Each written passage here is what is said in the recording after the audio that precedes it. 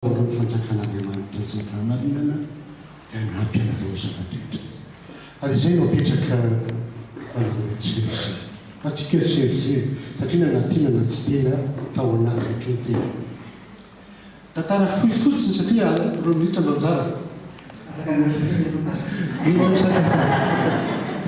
1991 no nieritreritra resaka tamin'ny tao Paris naroto Sergi hanorina fiangonana aty.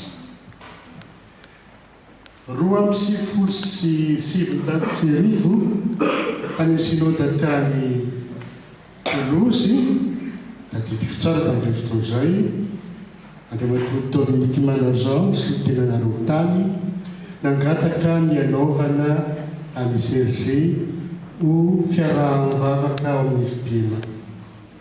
Ary benekena izany tamin'ireo fotoana izay. Efa tamin'ny 1997 tadidiky tsara tamin'izany fotoana izany pasteur Claude Dijon ary izany filohan'ny synode tamin'ireo fotoana izay tamin'ireo fotoana izay no nandraisana any Sergi ho tafo teto amin'ny FPM. Ary mbola tazo aketo ny tany anankiroa izay nanak'izay sotenanareo Josine Manasson sy Bébra Dafy. Faty zay zava-dehibe aby satria ohatran'ny zenareko rehetra izany tena ahitako foana ary Sergi. Natany Toulouse satria tamin'ny fotoana io nandraisana anay nandraisana ny Dijon ho tafitra amin'ny FPM tazaky tany ary matonta Dominique Manazan. Tamin'ny efatra amby 1990 no nandraisana anareo tazaky tato izy miravavy izay folo fandimby zava-dehibe izany.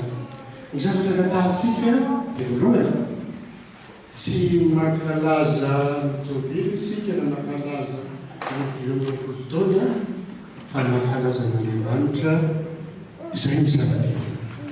Satria raha tsy misy izany Andriamanitra na tsy tao Andriamanitra tsy ho mandeha izany. Ny mbola ilaliko aty aveko foana dia hoe